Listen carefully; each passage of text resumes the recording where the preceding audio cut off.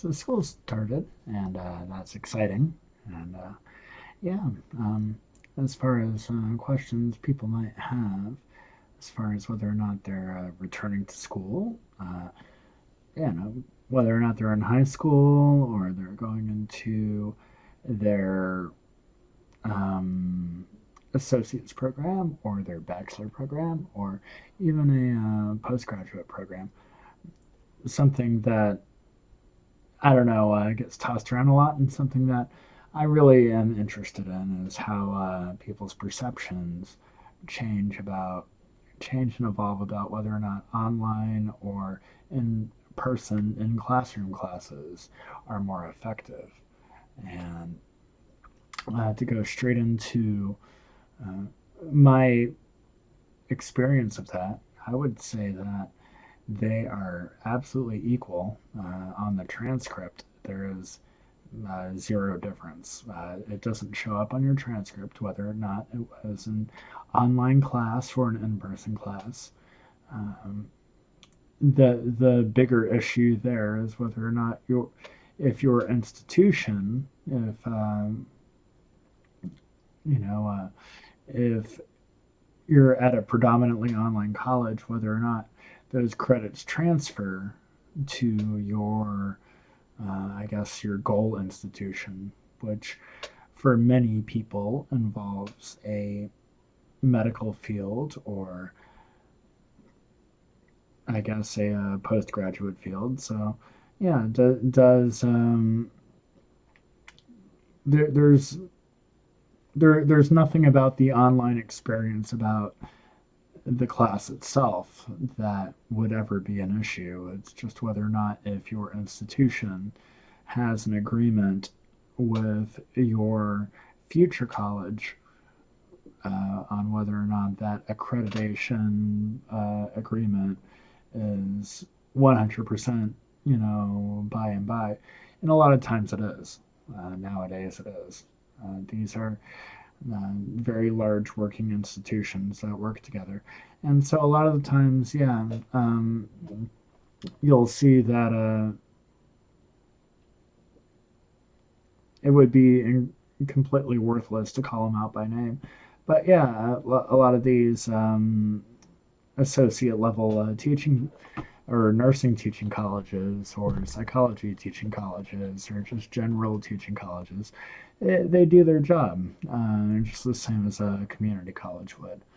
Um, it's just it would just suck to get surprised and be like, oh well, that was a couple dozen or 100 hours of my life that I wasted. So it would be a good idea to plan beforehand and see whether or not those classes transfer correctly.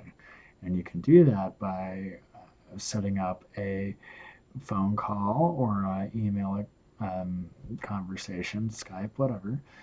They're very happy to talk to you, and they always do. They're very interested in students, so there's absolutely no reason for them not to. Um, Now, about the quality of education between online and in classroom, that also depends on your learning style. Because in my experience, I like to have a mix of both.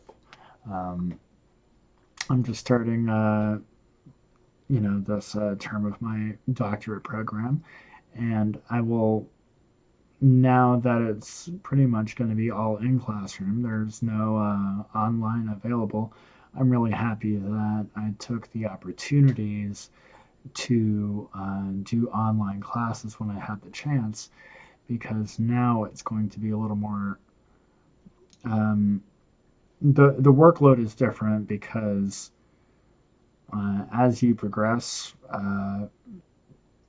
you make different choices with your day jobs. And so now I don't have a day job. Now I'm a full time student. I wasn't a full time student during my associates and bachelors. And so it was way better for me to take online classes as far as the versatility goes, as far as timing and things like that. And there was no drop off in the quality of education because it's just a lot of book reading and testing. I think for a lot of people. If you've been to a in-person class, um, yeah, you'll recognize that sitting through lecture doesn't really give you any greater insight into the subject as reading the book and reading an online lecture. The only thing that's different is, I guess, things like uh, science, math, and philosophy, humanities. There's a lot of different courses where you can pick the brain of the classroom and the instructor themselves and get a really good amount of insight on what they're looking for, on what you need to know, so that your evaluation is where you want it to be. So it's really sort of reductive to say that it's pointless to take a humanities course in person, or it's pointless to take a math course in person, because that amount of feedback, if that's where your weak spots are, is always going to be really important. And it's going to make or break your success in that class, or specifically that institution. So, yeah, I'm really comfortable saying that it's not an ambiguous "it depends," where it's like, oh no, I don't know, you make up your own mind, because that's a non-answer.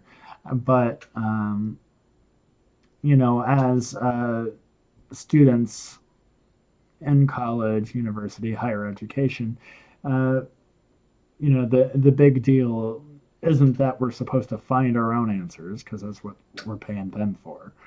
We're not supposed to find our own answers, but we are supposed to make our own decisions about how to process, how to engage, how to get the most out of the experience. So yeah, it's a big deal, and I think the fact that there's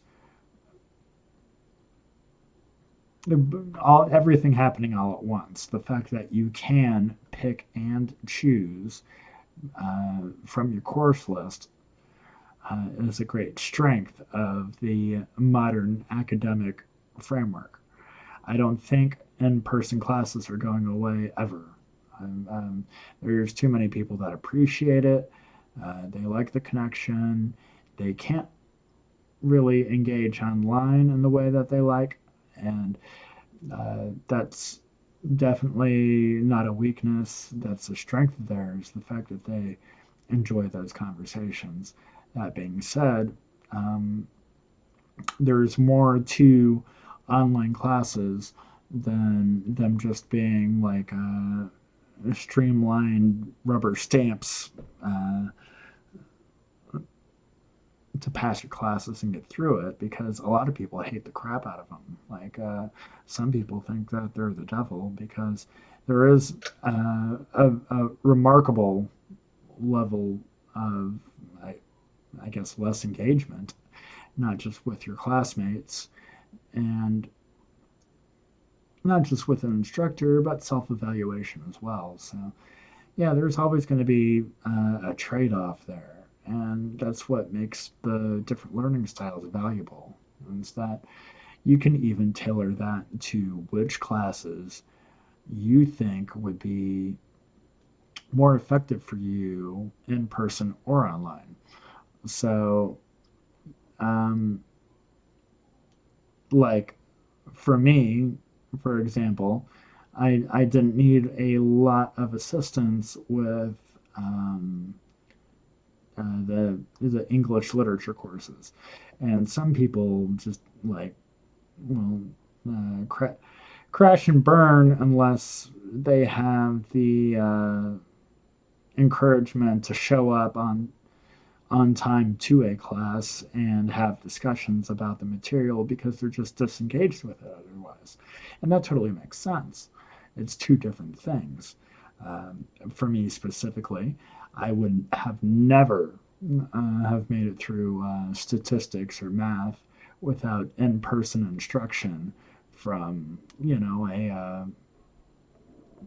master's or PhD level instructor about like, well, I don't get it. Yeah, I mean, it's not just having a tutor.